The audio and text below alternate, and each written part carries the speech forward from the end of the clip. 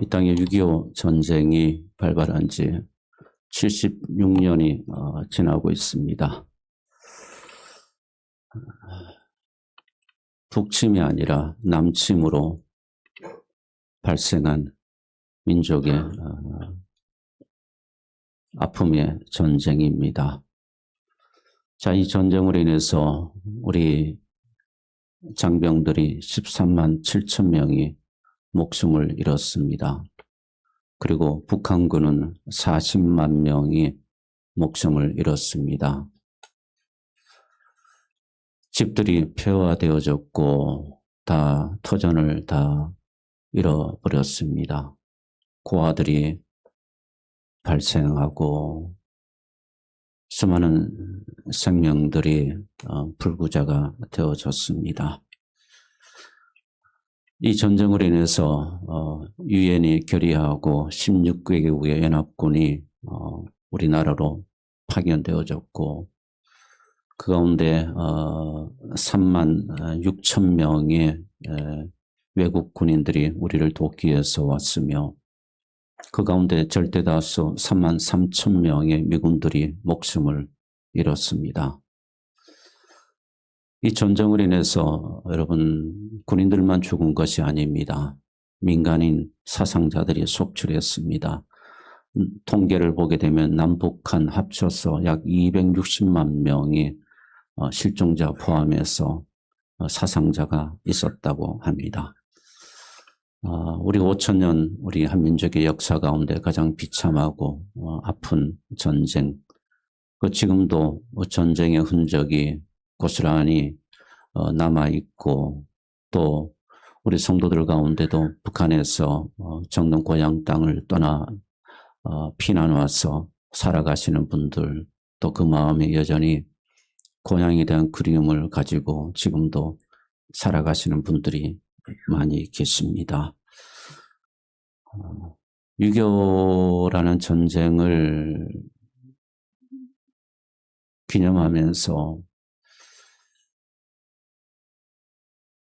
우리는 이중 국적자로 살아가는데 하나는 이 땅에 대한민국의 국적을 가진 자로 또 하나는 우리가 하늘나라의 하느님 나라의 시민권자로 그렇게 살아가는 우리가 다시 한번 우리나라를 위해서 무엇을 기도해야 하며 우리의 국가관은 어떠해야 하며 국가가 불의를 행할 때는 우리는 어떻게 해야 하며 그럼을 통해서 우리가 진리의 말씀을 통해서 다시 한번 고민해 보고자 합니다.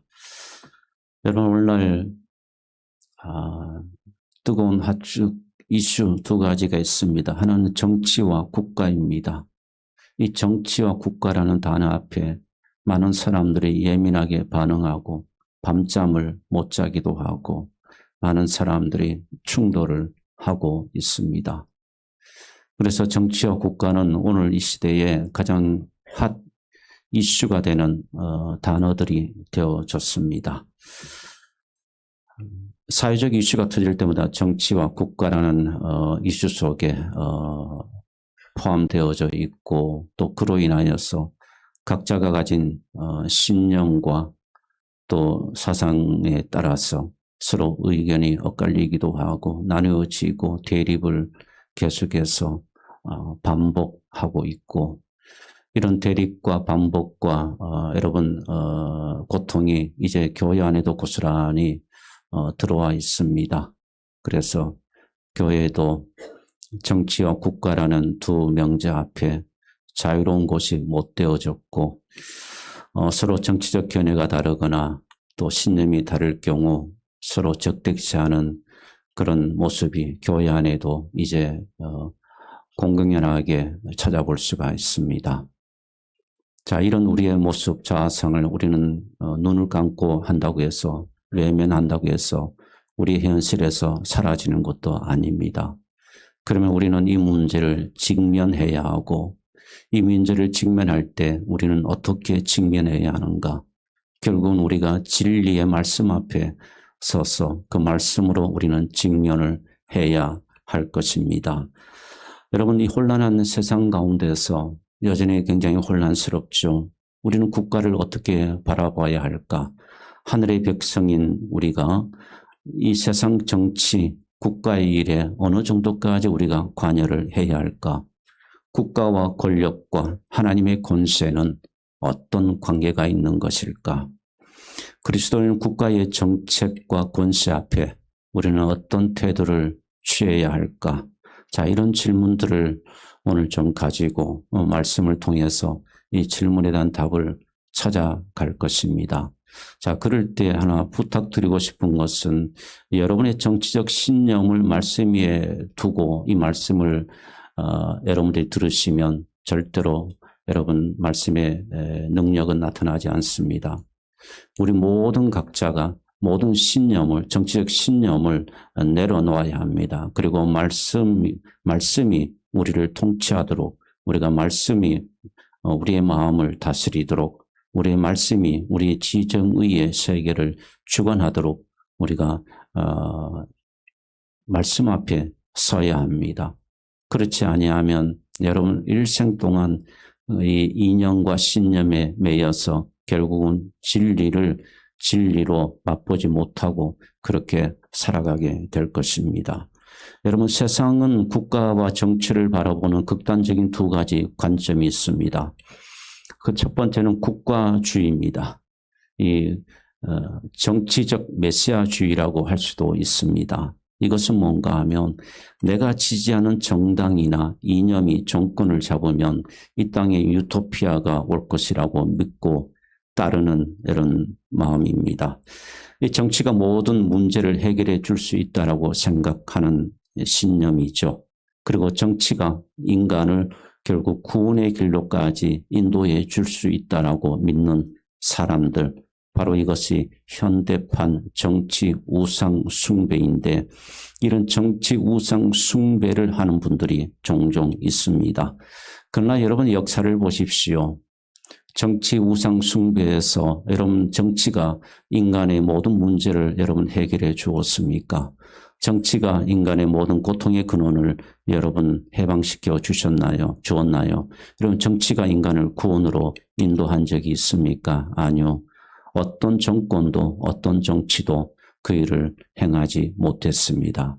그 다음에 두 번째 우리에게 있는 또 하나 것이 뭔가 하면 반대적인 겁니다. 정치를 아주 죄악시하고 정치에 대해서 냉소적으로 바라보고 무정부주의를 주장하는 사람들이 있습니다.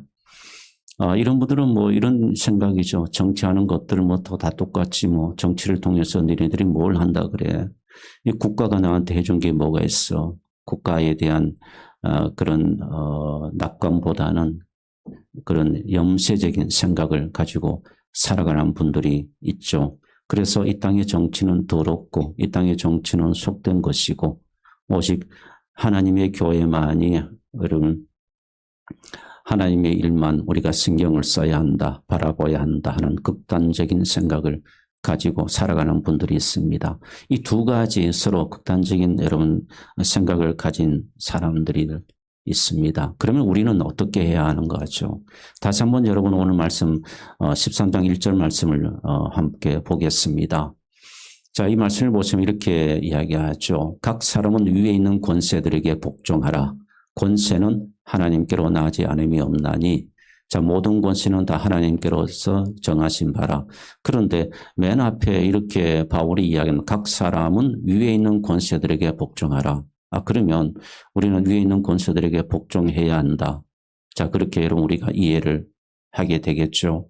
사실 여러분 이 말씀이 배경을 보게 되면 바로 로마 통치 시대입니다. 로마가 전 세계를 통치하고 그러고 유대인들은 로마의 압제 속에 핍박 속에 많은 세금을 내고 그리고 로마의 모든 경제 통제 아래에서 그렇게 눌림과 고통과 억압 속에서 살아가고 있던 바로 그 시대입니다.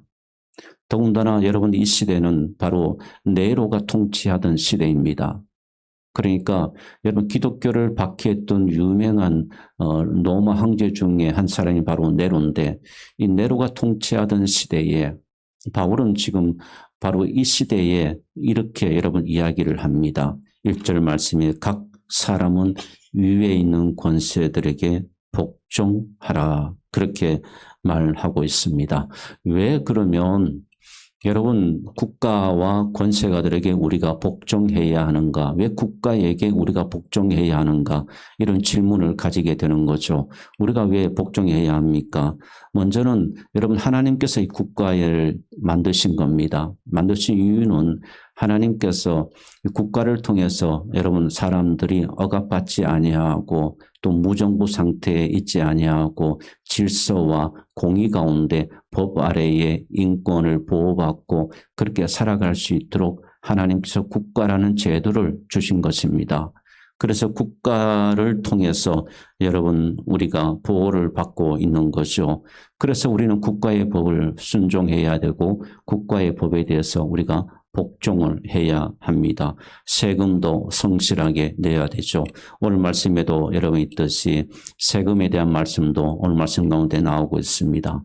그리고 국가 발전을 위해서 우리가 기도해야 하고 오늘 장로님도 그렇게 기도하셨듯이 우리나라가 세계 가운데 우리가 번영하고 번창하며 우리나라가 정말 강대국이 될 수 있도록 우리가 이렇게 기도하는 것은 자연스러운 그런 일입니다.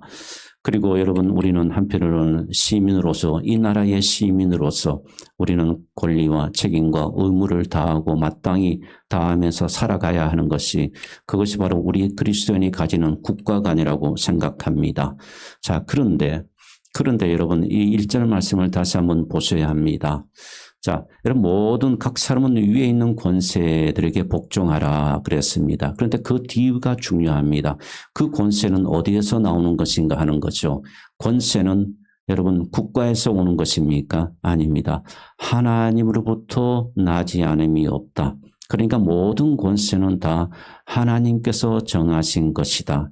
기가 막힌 말씀을 오늘 여러분 여기에서 하고 있습니다.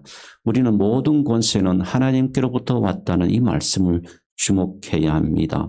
그러니까 국가의 권력이 하나님보다 더 높을 수가 없다는 겁니다.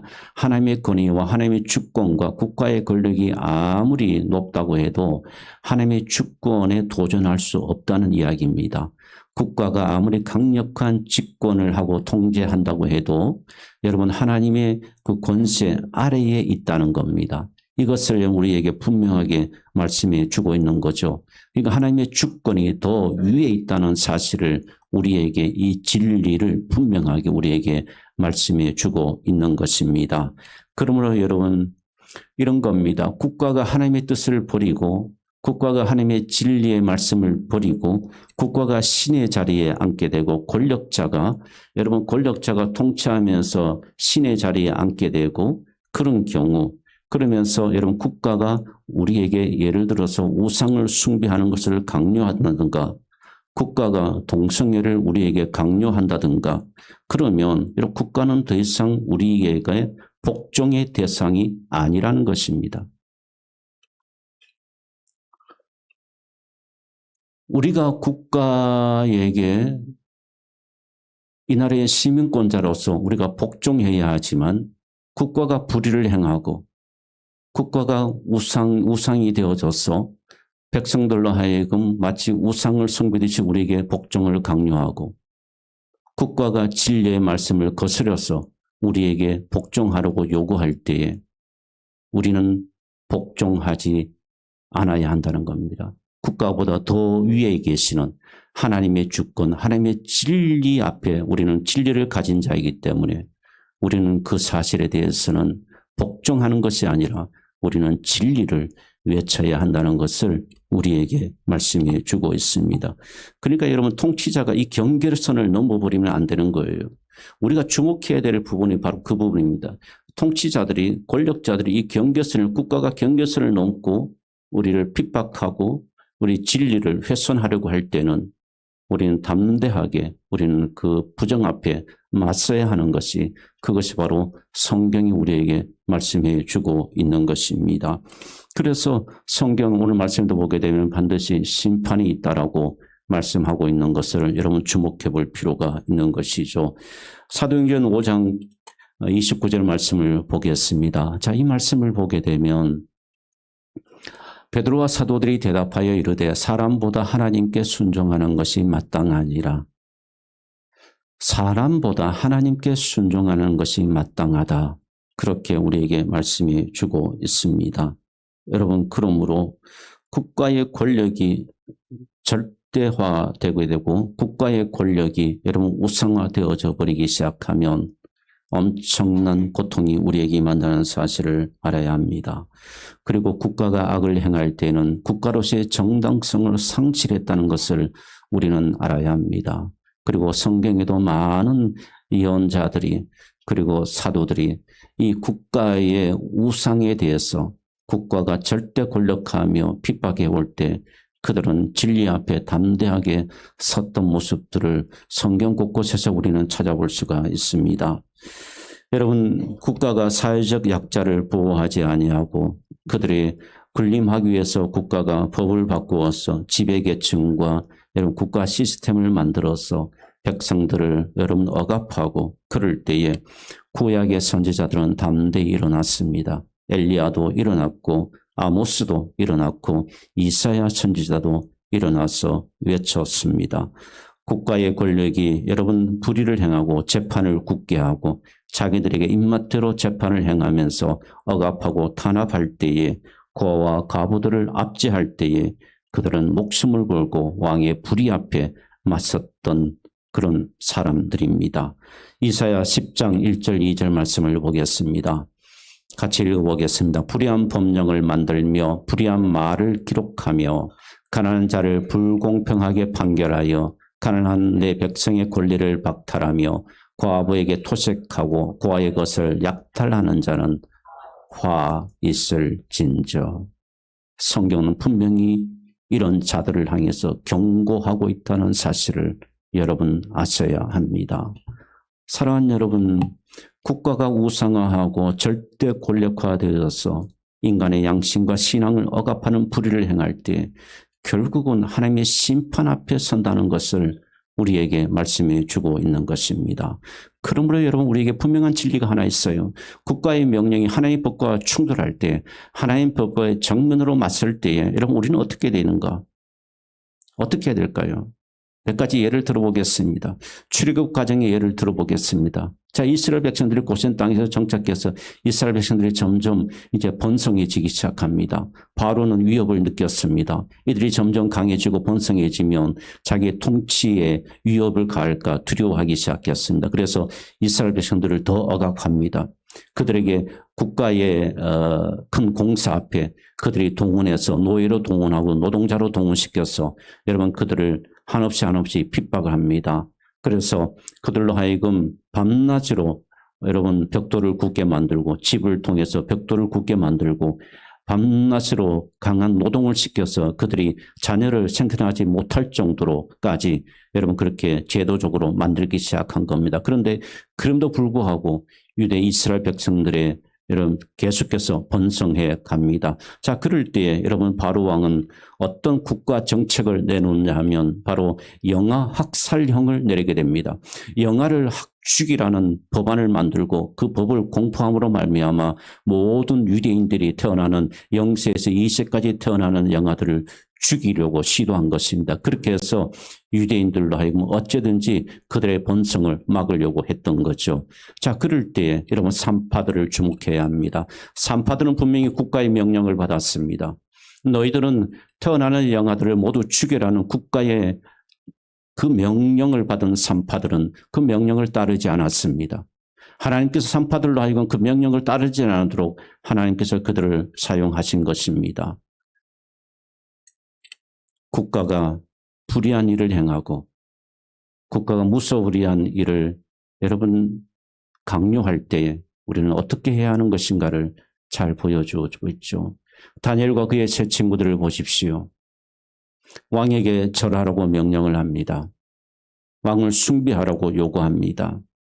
신상 앞에 절하면 네가 살 것이고 그렇지 않으면 너는 죽을 것이야. 그리고 기도하지 못할 것을 명령을 합니다. 강요합니다. 그럴 때 그들은 그 명령, 국가의 명령을 거절합니다. 국가의 명령을 거절하고 그들은 하나님 앞에 섭니다. 불의 앞에 서서 당당하게 믿음을 지킵니다. 그러다가 사자굴에도 던져집니다. 그러다가 풀무불에도 던져집니다. 그러나 그들은 굴복하지 않습니다. 하나님의 진리의 말씀 앞에 담대하게 섰습니다. 여러분, 사도들을 보십시오. 사도들을 보게 되면 로마 정부와 종교 지도자들이 복음을 전하지 못하도록 공회 앞에 명령을 합니다. 법을 만들고 전도하지 못하도록 여러분 그렇게 억압을 합니다. 그럴 때 아까 읽었던 말씀처럼 사도행전 5장 29절 말씀, 바로 이 고백이 나온 것입니다. 사람보다 하나님에게 순종하는 것이 마땅하니라. 사람보다 하나님께 순종하는 것이 마땅하니라는 무슨 말씀입니까? 우리는 하나님의 진리의 말씀 앞에 순종해야 한다는 것을 우리에게 말씀해 주고 있는 것입니다. 사랑하는 여러분, 그러므로 우리의 국가가는 무엇입니까? 국가가 바른 것을 행하고, 국가가 바른 의를 행하고, 국가가 공의를 행하고, 국가가 백성들을 위해서 할 때는 우리는 마땅히 국가를 존중해야 합니다. 국가를 위해서 우리는 기도해야 합니다. 국가가 그런 일들을 더 잘할 수 있도록 우리는 격려해야 합니다. 우리는 그런 국가를 만들어야 합니다. 그러나 국가가 불의를 행하고 국가가 인간의 존엄성과 하나님의 법을 짓밟을 때는 우리는 신앙에 따라서, 오늘 말씀의 양심에 따라서 우리는 진리 안에서 우리는 저항해야 합니다. 약자의 편에 서서 하나님의 진리와 공의를 외치는 것이, 그것이 바로 우리 그리스도인의 사명임을 오늘 우리에게 말씀해 주고 있습니다. 사랑하는 여러분, 빌보서 3장 20절 말씀을 보겠습니다. 빌보서 3장 20절 말씀에 이렇게 선포합니다. 그러나 우리의 시민권은 하늘에 있는지라 거기로부터 구원하는 자 곧 예수 그리스도를 기다리노니 라고 그렇게 말씀하고 있습니다. 사랑하는 여러분, 세상의 정치와 권력은 힘으로 사람을 굴복시키려고 합니다. 법을 자기 입맛대로 만들어서 여러분 법과 칼로 사람을, 백성을 통치하려고 합니다. 이것이 바로 세상의 정치입니다. 정적들을 죽이는 것이 그들은 자연스러운 일이고, 그들을 죽여야 내가 이기는 구조가 바로 여러분 정치 구조입니다. 하지만 우리 예수 그리스도의 주님의 모습은 이와는 전혀 다른 모습이 있었습니다. 주님은 정치적인 구조를 사용하시지 아니하시고, 주님은 정치적으로 주께서 높임을 받으신 적이 없습니다. 주님은 이 땅에 와서 로마의 압제와 그들의 통치 가운데 주님은 군대를 조직해서 그들과 저항하지 않으셨습니다. 주님은 그들을 다 무찌를 수 있음에도 불구하고 주님은 그들을 그대로 두셨습니다. 그러면서 무기력하게 주님은 총칼 앞에 무너져 가셨습니다. 그리고 죽임을 당하셨습니다. 세상의 눈으로 보게 되면 주님은 정치적 패배자일 것입니다. 세상의 눈으로 보게 되면 주님은 한량없는, 한없이 나약한 존재, 정치적 대적자들에 의해서 죽임을 당했던 그런 나약한 존재일 수 있습니다. 그러나 주님의 그 낮아지심과 그 주님의 그 죽으심을 통해서 인간의 근본적인 죄와 사망의 법을 깨뜨리시고 주님께서는 승리하신 것을 우리는 잘 알고 있습니다. 사랑하는 여러분, 그러므로 우리는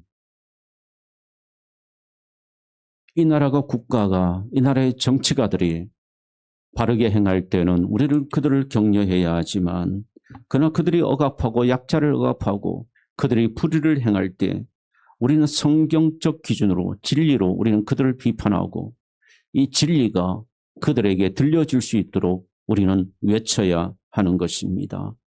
여러분, 불의와 그들의 권세에 대해서 우리가 동일하게 불의와 폭거로 우리가 그들 앞에 맞서는 것이 아니라, 우리는 이 사회를 치유하고 이 사회가 공의가 흘러갈 수 있도록, 이 사회가 정의가 흘러갈 수 있도록 우리는 끊임없이 이 사회를 위해서 기도하며 이 사회가 회복될 수 있도록 우리가 노력해야 하는 것이, 그것이 바로 우리의 여러분 국가 관여해야 한다는 것을 우리에게 말씀해 주고 있는 것입니다. 사랑하는 여러분, 진보든 보수든 부자든 가난한 자든 우리는 그리스도 안에서 십자가의 보혈 아래에서 다 하나가 될 수 있다는 것을 교회가 증명해 보여야 합니다. 교회가 왜 세상의 신용과 세상의 여러분 이데올로기에 왜 교회가 따라서 춤추어야 합니까? 왜 세상의 이데올로기에 교회가 함몰되어져서 그렇게 교회마저 그렇게 여러분 세상의 이데올로기로 서로 나뉘어지고 갈라치기 하고 그렇게 적대시 하면서 여러분 그렇게 우리가 살아가야 합니까? 우리는 이 땅의 백성이기도 하지만 그러나 가장 높은 권세를 가지신 우리는 하나님 나라의 백성입니다. 우리는 이런 보수와 진보와 이념과 신념을 우리는 극복하고 우리는 진리 위에 서서 진리로 우리는 이것을 우리는 짓밟을 수 있는 그런 우리가 되어져야 합니다. 하나님은 그럴 때 교회를 통해서 이 땅의 어려움을 하나님께서 극복할 수 있도록 우리를 사용하시고 또 우리를 통해서 하나님의 공의와 하나님의 진리가 이 땅 가운데 나타나게 되는 것입니다. 사랑하는 여러분, 우리는 지금 분단 국가의 현실을 외면할 수 없습니다. 이 냉혹한 현실을 우리가 직시해야 합니다. 그리고 북한을 바라보는 우리의 시선도 사실은 이중적일 수밖에 없습니다. 아니, 어쩌면 우리가 이중적이어야 합니다. 그 이중적이 한다는 것이 무엇인가 하면 북한은 여러분 유물론 사상에 매여 있는 나라입니다. 개인을 우상화하고 신격화하는 독재 국가예요. 우리가 가진 복음이 여러분 그 북한의 독재 체제와 그 아래에 신음하는 우리의 형제들을 우리가 분리해서 보아야 합니다. 인간의 존엄성을 짓밟고 사람을 핍박하고 신앙의 자유를 박탈하고 교회를 무너뜨리고 우상 숭배를 강요하는 북한의 그 독재 체제를 우리는 가만히 두고 볼 수가 없는 것입니다. 이 일에 우리는 침묵해서는 안 됩니다. 하나님의 공의와 하나님의 진리의 관점에서 우리는 북한 땅에 종교의 자유가 회복되고 교회가 다시 회복될 수 있도록 우리는 외쳐야 하며 우리는 기도해야 합니다. 그러면서 여러분 그 체제 아래에서 고통받고 굶주리고 죽어가고 있는 여러분 우리 북한의 동포들 또 그 고통의 현장을 벗어나서 이 땅으로 넘어온 탈북민들을 향해서 우리는 열린 마음으로 그들을 품어야 하고 그들의 한 형제됨을 우리가 그들로 하여금 사랑으로 공유해야 하고 우리의 긍휼이 그분들에게 흘러가도록 해야 되고 우리의 긍휼이 북한 땅을 향해서 흘러갈 수 있도록 우리가 그 일을 해야 합니다.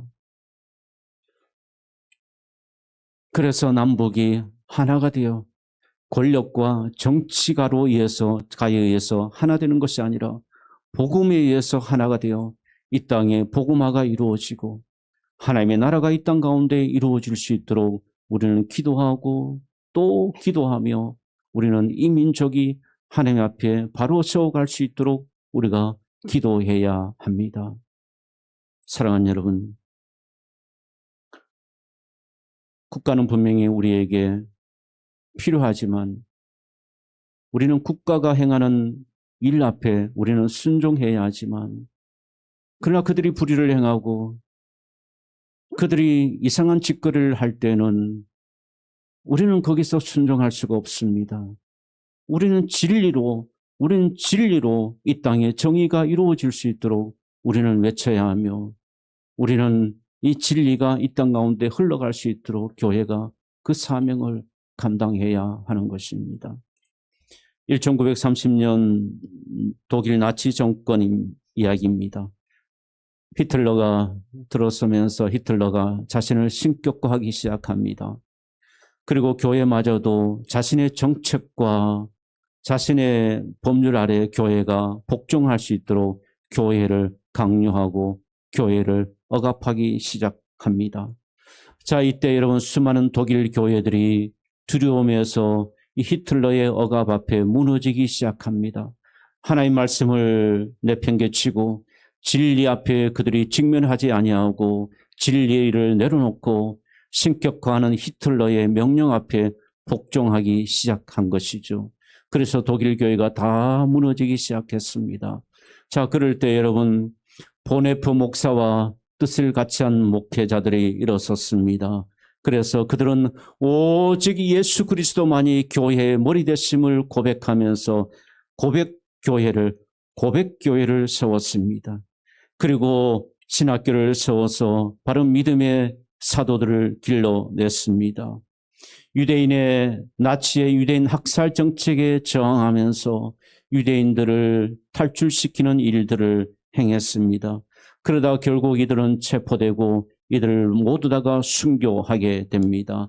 많은 사람들이 여러분 나치 정책의 인종주의와 이런 나치 정책의 불의와 불법 앞에 많은 목회자들이 저항을 하다가 그들이 잡혀서 굶주림을 당하고 여러분 학살을 당하고 고문을 당하고 의학 생체 실험장으로 그들이 끌려갔습니다. 여러분 다 진리가 무너진 것처럼 보이죠. 여러분 불의가 이긴 것처럼 보였습니다. 불의가 세상을 통치하는 것처럼 보였습니다. 악한 자가 결국은 이기는 것처럼 그렇게 보였지만 상대적으로 이 땅의 정의가 무너지고 이 땅에 불의가 판을 치고 이 땅의 의가 무너지고처럼 그렇게 보였지만 여러분 과연 그렇습니까? 누가 무너졌습니까?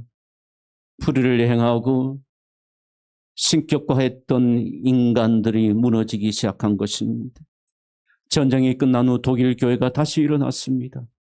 전쟁이 끝난 후에 여러분 독일 교회가 세계의 교회를 다시 세우는데 독일 교회가 쓰임받게 된 것입니다. 사랑하는 여러분, 76년에 이 땅에 고통의 소리는 여전히 지금도 들려오고 있습니다. 수많은 생명들의 아귀와 신음소리가 지금도 이 땅 위에 진동하고 있습니다. 이것보다 이 민족에 당한 고통이 더 큰 것이 어디에 있습니까? 그런데 왜 이 고통을 외면하나요? 왜 이 신음소리를 여러분 외면합니까? 여러분 이상하지 않나요? 우리는 여러분 하늘의 시민권을 가진 자로서 국가를 위해 통치자를 위해 우리는 마땅히 기도해야 합니다. 우리는 언제 어느 때든지 마땅히 그들을 향한 기도가 우리가 끊어지지 않아야 합니다. 그러나 여러분 그들이 죄악을 행하고 그들이 불의를 행하고 그들이 백성을 억압하려고 할 때 우리는 하나님의 공의를 외쳐야 합니다. 우리는 하나님의 진리를 말해야 합니다. 그리고 이 땅에 진리가 강같이 흘러갈 수 있도록 우리는 기도하고 우리는 몸부림을 쳐야 하는 것입니다. 사랑하는 여러분, 국가의 불의와 독재 앞에 사회의 죄악 앞에 침묵하면 안 됩니다. 교회가 그 빚된 사명을 감당해야 합니다. 심지어 우리의 목에 칼이 들어온다 할지라도 우리는 진리 앞에 비겁한 자가 되어서는 안 됩니다. 우리의 생명에 위협을 가한다 할지라도 우리는 하나님의 말씀의 진리 앞에 이 진리를 우리가 베드로가 부인하는 것처럼 부인하는 자가 되어서는 안 됩니다. 우리는 이 진리가 이 세상 가운데 흘러갈 수 있도록 우리는 믿음의 길을 가야 하고 우리는 그 믿음을 이 땅 가운데 이루어가야 될 줄 믿습니다. 교회가 그러므로 이 땅의 나눔과 이 땅의 모든 분쟁 가운데 교회가 피스메이커 화평케 하는 자가 되어야 합니다. 그 사명을 가지고 교회가 이 땅 가운데 세워져 갈 수 있도록 기도해 주시고 우리 모두 다가 이 나라가 하나님의 은혜 가운데 하나님의 섭리 가운데 하나님의 공의와 하나님의 질서가 이 땅 가운데 흘러갈 수 있도록 기도하는 우리 모두가 되기를 주님의 이름으로 소망합니다. 기도하겠습니다.